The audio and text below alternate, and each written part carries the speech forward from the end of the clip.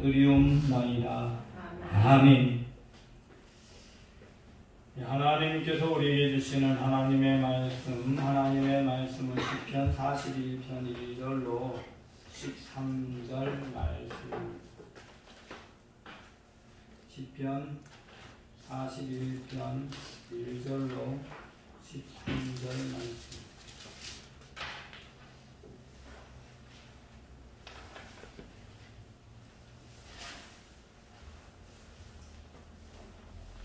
가난한 자를 보살피는 자에게 복이 있으며 재앙의 날에 여호와께서 그를 건지시리로다.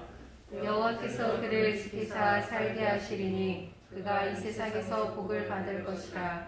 주여, 그를 그 원수들의 뜻에 맡기지 마소서. 여호와께서 그를 병상에서 붙드시고 그가 누워있을 때마다 그의 병을 고쳐주시나이다. 내가 말하기를 여호와여 내게 은혜를 베푸소서. 내가 주께 범죄하였사오니 나를 고치소서 하였나이다. 내가 나의 원수가 내게 대하여 악담하기를 그가 어느 때나 죽고 그의 이름이 언제나 없어질까 하며 나를 보러 와서는 거짓을 말하고 그의 중심에 악을 쌓았다가 나가서는 이를 널리 선포하오며 나를 미워하는 자가 하나같이 내게 대하여 수근거리고 나를 해하려고 꾀하며 이르기를 악한 병이 그에게 들었으니 이제 그가 눕고 다시 일어나지 못하리라 하오며 내가 신뢰하여 내 떡을 나누어 먹던 나의 가까운 친구도 나를 대적하여 그의 발꿈치를 들었나이다. 그러나 주 여호와여 내게 은혜를 베푸시고 나를 일으키사 내가 그들에게 보호하게 하소서. 이로써 내 원수가 나를 이기지 못하오니 주께서 나를 기뻐하시는 줄을 내가 알았나이다. 주께서 나를 온전한 중에 두시고 영원히 주 앞에 세우시나이다. 이스라엘의 하나님 여호와를 영원부터 영원까지 송축할지로다. 아멘. 아멘. 시편 41편은 시편의 제1권의 마지막 시편입니다. 다윗의 일생 가운데서 다윗의 삶 속에 하나님을 찬양하면서 그 안에 모든 위기와 공고한 날들이 지나가고 이제 하나님의 은혜 안에서 그 모든 위기 속에서 하나님이 나를 붙여주시고 지켜주시고 완전히 보호하여 주셨다라는 것을 찬양하며 절대적인 주권이 하나님께 있음을 고백하는 마지막 부분이라고 할 수 있습니다. 이 시편 1편부터 41편은 하나님의 주권에 대해서 찬양하고 있습니다. 이 성경 모세오경으로 치면 창세기에 해당하는 부분이 시편 1편부터 이 41편까지의 말씀이고요. 그래서 하나님께서 이 세상의 모든 주관자고 우리가 범죄했어도 하나님은 심판도 하시지만 우리를 건져주셔서 하나님의 사랑 안에서 하나님께서 이루실 민족 백성으로 택하셨다라는 것을 말씀하고 있지요. 그래서 이 속에는요 하나님께서 도와주시고 복주시는 하나님의 백성이 들어있기도 하고 또 이 안에는 하나님의 백성이 살아가는데 세상에서 배반당하고 고통당하고 미움당하고 하는 모습도 들어있기도 하고 하나님께서 그럼에도 불구하고 죄악된 인간들을 끝까지 사랑하셔서 구원하시고 그 하나님이 택하셨다는 이유 하나 때문에 기쁨으로 여기시는 그런 모습도 나오는 것이 시편 1권의 모습이고요. 오늘 41편은 그것의 절정이라 할 수 있습니다. 오늘 41편은 이렇게 시작하죠. 가난한 자를 보살피는 자에게 복이 있으리여 라고 시작을 합니다. 이 제목을 제가 가난한 자를 보살피는 자라고 했는데 사실은 이 사람을 뜻서 가난한 자를 보살피는 자라고 쓰기 위해서 이렇게 사실은 제목을 정하는 것은 아닙니다. 이 가난한 자를 보살피는 자에게 복이 있으며 라고 하면서 자기 자신이 연약하고 가난하고 어려운 사람을 도와주었다라는 걸 시편 기자인 다윗은 얘기하고 있어요. 동시에 그랬더니 하나님이 나를 보살펴 주시더라 라는 말씀을 하고 있는 게 시편 41편이에요. 그러니 사실 가난한 자를 보살피는 자라는 말은 가난한 자를 도와주고 구제하는 사람이라는 의미라기보다는 나는 가련한 자고 가난한 자고 힘이 없는 자고 연약한 자고 비천한 자인데 그런 나를 하나님께서 보살펴 주셨다라는 고백을 말하고 있습니다. 그 하나님처럼 나도 가난한 자를 보살폈더니 하나님이 내게 은혜를 베푸시더라. 그런 고백을 하고 있는 것이지요. 여러분, 이 세상을 살아갈 때 처음부터 강할 거야, 잘 될 거야 하고 생각하고 돌아보면은 그 힘을 쓰고 한다면 그렇다면 그것은 누구나 할 수 있어요. 그런데 도저히 한편 돼서는 안 될 것 같은데 어떻게 그 편을 해서 안 될 것 같은 상황에서도 승리하는 그런 놀라운 역사들을 체험하고 누리는 것, 그게 하나님의 임재가 체험되는 삶이라 할 수 있죠. 당연히 될 일이 잘 되는 건 지가 잘해서 잘 됐다고 생각할 텐데 안 될 일도 돼야 되는 게 하나님의 인생의 법칙이고 역사입니다. 오늘 본문은 사실은요, 압살롬이 반역을 일으켜서 쫓겨고 자기 아들이 반란을 일으켰으니 다윗의 마음이 어떠하겠습니까? 이 다윗의 마음에는요 아주 병이 들었어요. 마음이. 여호와께서 그를 병상에, 그래서 병상이라는 표현이 사용되는데, 여러분 이미 반란을 일으켰다는 소리를 들을 때 예루살렘을 떠날 때부터 이미 다윗은 사실상 병에 들어있는 거예요. 여러분, 그런데 이 일이 일어날 때 다윗은 너무 잘 알고 있어요. 뭘 잘 알고 있느냐 하면 그 모든 일이 내가 한 일 때문이라는 사실을. 여러분, 다윗은요 밧세바와 동침하는 그런 반역을 일으켰을 때, 그때 밧세바와 동침했던 그 사건으로 인해서 그때 임신한 아들이 죽게 되는 고통, 그 가운데 우리아를 죽이고 그런 모든 일을 한 것 때문에 자기가 엄청난 고통이 임했고 하나님 앞에 회개하는 역사들이 있었습니다. 그리고 회개할 때 하나님을 고쳐주시고 하는 역사도 체험했고요. 여러분, 그렇지만 그것이 끝이 아니었어요. 그것에 대한 대가로 나중에 너도 백주 대녀에게 빼앗기게 되고 내 아내들이 다른 사람들에게 짓밟히는 걸 볼 거야. 이런 하나님의 말씀 예언이 있었으니까. 근데 하필이면 그것이 아들이 할 줄은, 가장 가까운 사람이 할 줄은 누가 알겠습니까? 여러분, 그런데 이건 너무나 당연한 거예요. 왜냐하면 밧세바를 빼앗은 사람 다윗은 가장 그의 신복 중에서 가장 충실한 신실한 신복이었던 우리아의 아내였고요. 그를 죽게 만들었거든요. 이 가장 가까운 사람, 사랑스러운 사람이 다윗의 마음을 반란을 일으키고 반역하면서 문제를 일으키는 거예요. 그리고 나서 오늘 본문의 쭉 밑에 내려가면 다윗이 이제 쫓겨날 때 사람들이 약담도 하고 조롱도 하고 심지어 사울의 밑에 있던 신하가 바울을 향해서 돌멩이를 던지면서 욕하고 뭐 이런단 말이죠. 다윗을 향해서. 그러면서 그렇게 도망가는 그런 모든 과정들이 2절부터 8절까지 그런 마음들이 나와요. 그런데 9절에 보면 내가 신뢰하며 내 떡을 나눠 먹던 나의 가까운 친구도 나를 대적하여 내 그의 발꿈치를 들었나이다 라는 표현이 나옵니다. 이건 사실은요 그 당시에로는 아히도벨을 가리키는 거예요. 아히도벨은 원래 다윗의 책사였는데 이 아히도벨이요 다윗이 쫓겨나는 상황 속에서 이 압살롬 편에 들어버려요. 이 아히도벨은 왜 그럼 압살롬 편에 들었느냐? 굉장히 아히도벨이 똑똑하고 지혜로운 사람인데 압살롬 편에 들어요. 이유가 있어요. 사실은요 이 아히도벨은요 밧세바의 숙부였어요. 그래서 아히도벨은 밧세바의 숙부였기 때문에 너무나 다윗이 한 행동을 너무 잘하는 거예요. 그래서 기회를 엿보고 있었던 거예요. 다윗과 늘 가까이 친척 가까이 있으면서 다윗을 위해서 일을 했지만 언젠가는 내가 그것에 대해서 책임을 묻겠다라는 생각을 갖고 있었던 거예요. 그래서 아히도벨이 이 다윗을 편에서 다윗이 그렇게 신뢰했던 아히도벨이 이 배반을 하고 압살롬 편에 서게 됩니다. 그래서 그 아픔의 마음을 나의 친구도 나를 대적하며 그의 발꿈치를 들었다라는 고백을 하는 거예요. 근데 사실 이 고백을 통해서 다윗은요 누구의 마음을 느끼는가? 예수 그리스도의 마음을 느끼는 겁니다.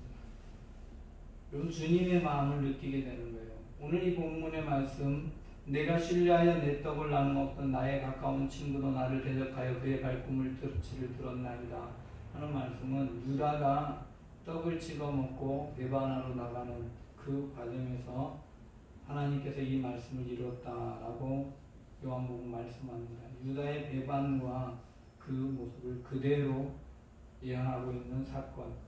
다윗은 이 과정 속에서 예수님의 마음을 느끼는 거예요. 다윗은 도처에서요 예수님을 함께 만나는 장면들이 나옵니다.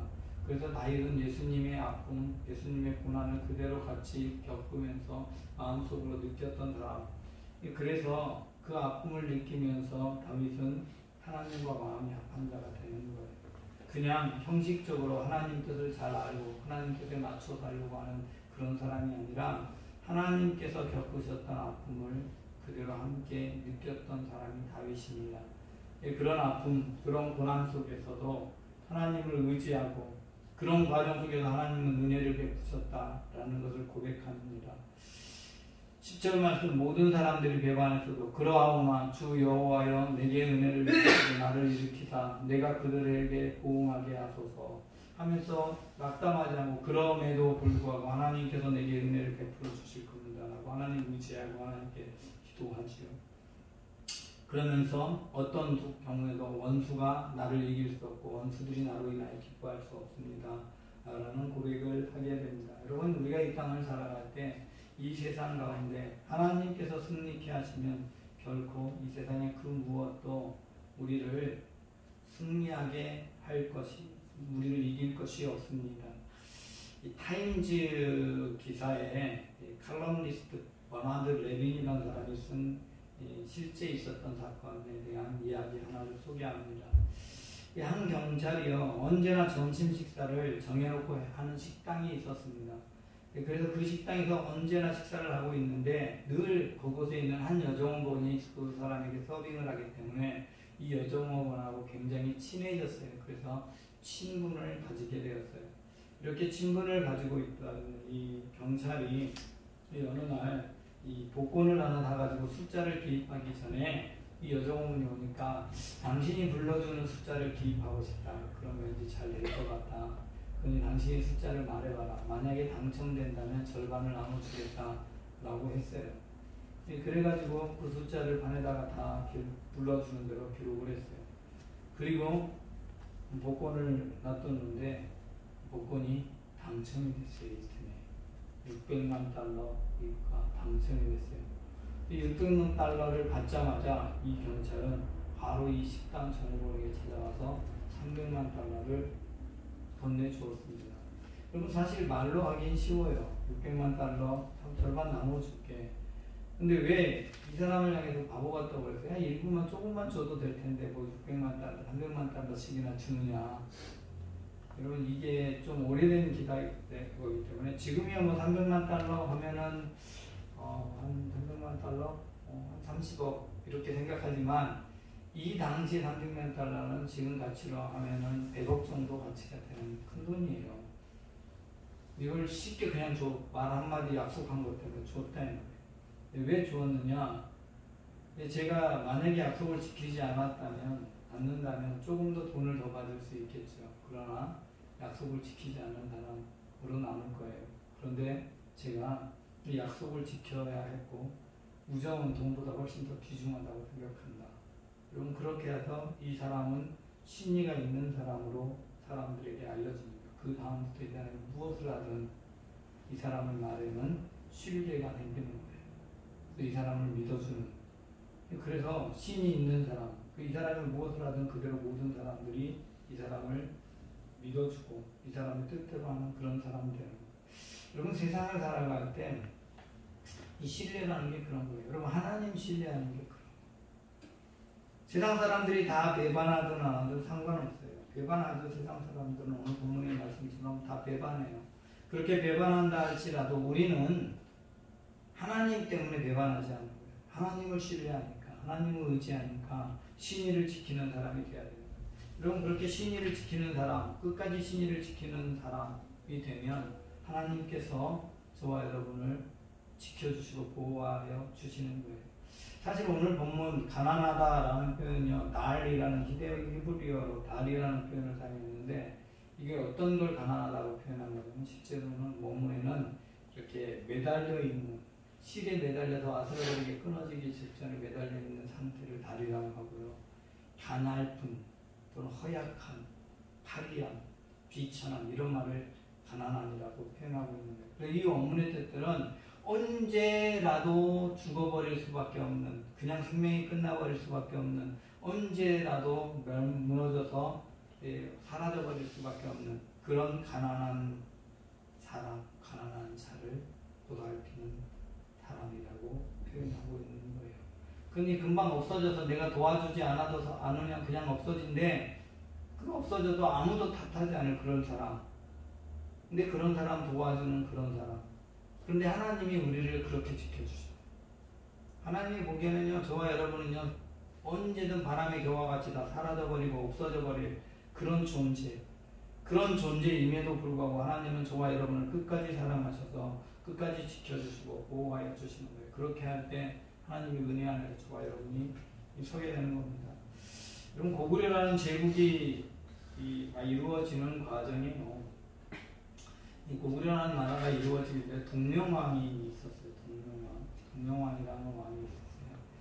이제 나중에 이렇게 막 그 고구려가 커지기 전 과정 속에 동명왕이라는 왕이 있었는데, 이 동명왕 때에 그 당시에 중국은 여러분이 잘 알고 있는 삼국시대, 위촉오로 나눠져 있는 삼국시대가 나라를 였습니다. 그때 이 동명왕 시대에, 삼국시대 때 위나라가 고구려를 쳐들어옵니다. 고구려를 쳐들어오는데 이 동명왕이 군사를 몰고 가서 2번을 이겨요. 이 2번을 이긴 다음에 얕잡아 보고 끝까지 추격해서 그들을 공격을 하게 돼요. 그래서 계속 공격하다 그만 그 전쟁에서 군사의 대부분을 잃고 도망치게 돼서 수도도 빼앗기고 다 도망칩니다. 이 고구려의 군사들도 전부 다 흩어져 버렸어요. 흩어져 버렸는데, 그때 동부 지역에 있는 이제 나중에 보면 고구려가 마가 이렇게 동서남북 중앙 이렇게 5개 오부가 제도가 있는데, 그 중에 이제 동부 지역에 있는 이 사람이 이 왕을 돕기 위해서 자기가 계속 도망가다는 결국 우리는 잡히게 되고 죽게 됩니다. 그래서 자기가 맞아서 싸울 테니까 틈을 내서 피하십시오. 그래서 이 동부 지역의 군주가 장수가 나가서 끝까지 싸움을 합니다. 그렇게 해서 왕이 결국 빠져나와서 흩어진 군사들을 다시 모아요. 흩어진 군사를 다시 모은 다음에 이 동부 지역의 그 사람이 죽었을 것 같은데, 그 사람을 누가 찾아와서 구해올 사람을 찾습니다. 그 부하 중에 한 명이 그 사람을 구해오게 돼서 나중에 결국 그 사람이 죽지 않고 살아서 그 사람을, 쓰러져 있는 그 사람을 데리고 와서 생명을 건지게 돼요. 구해요. 그리고 나서도 전세가 불리한 겁니다. 적군이, 이 나라 군사가 훨씬 숫자가 많고 동명왕을 따르는 군사가 몇 명이 없어요. 그때 마지막에 장군 한 명이 자기가 항복을 한다고 하고 음식을 가지고 가서 찾아가겠다. 그리고 나서 그 음식을 대접한다고 하면서 병사들에게 나눠주고 그 장군에게 음식을 주면서 음식을 주는 순간에 그 장군을 찔러 죽이겠다. 그 장군을 죽이면 그때 공격하라고, 일제히 공격하면 이 나라 군사가 흩어질 수 있을 거다.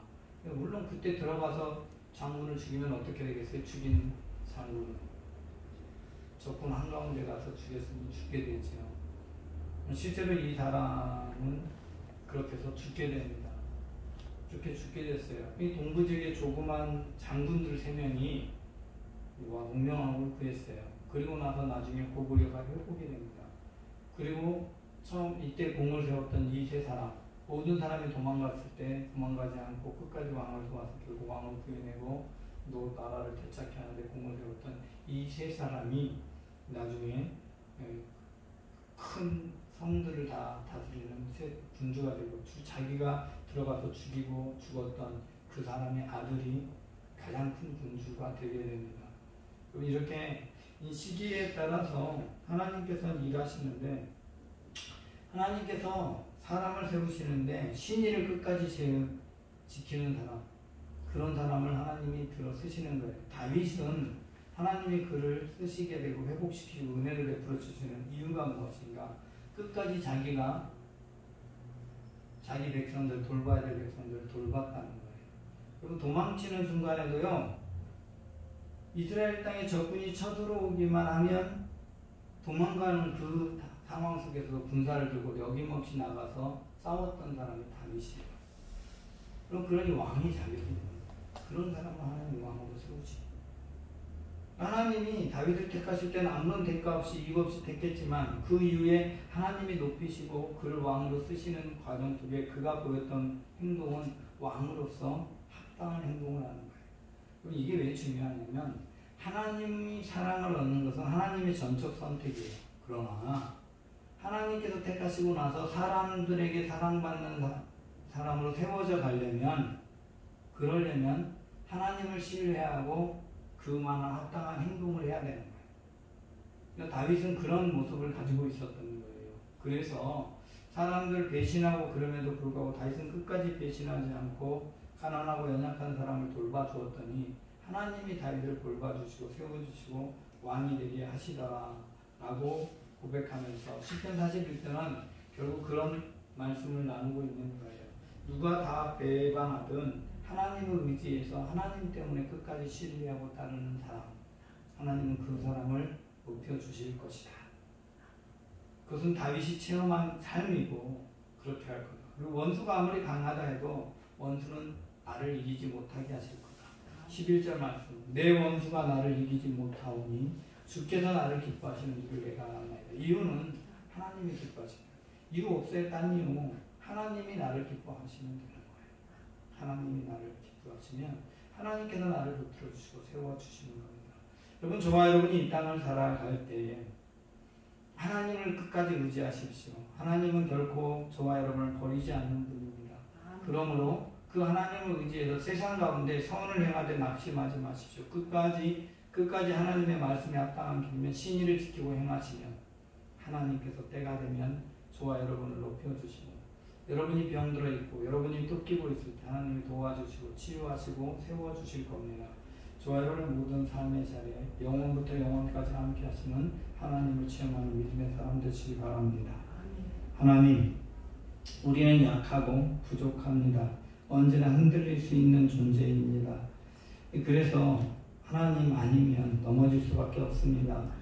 그러므로 세상의 수많은 사람들이 자신의 이익을 따라서 배반하고 다른 길을 가고 자기 길을 가지만 하나님, 우리는 우리를 구원하시는 하나님이 우리 앞에 계심을 믿습니다. 언제나 우리를 지켜주심을 믿습니다. 그러므로 주님의 뜻에 합한 길을 가고 하나님 내 앞에 어떤 연약한 자도 돌아볼 줄 아는 지혜로운 마음 가지게 하시고 하나님이 원하는 일이면 끝까지 그 일을 행하고 낙심하지 않고 하나님을 의지하게 하옵소서. 그리하여 하나님께서 마침내 높이시고 세우시고 우리를 영원까지 이르게 하시는 하나님의 놀라운 역사를 체험하며 누리게 하옵소서. 주께서 우리의 삶 가운데 함께 하십니다. 우리 주 예수 그리스도 이름으로 기도드리옵나이다. 아멘. 하나님께 찬양드립니다.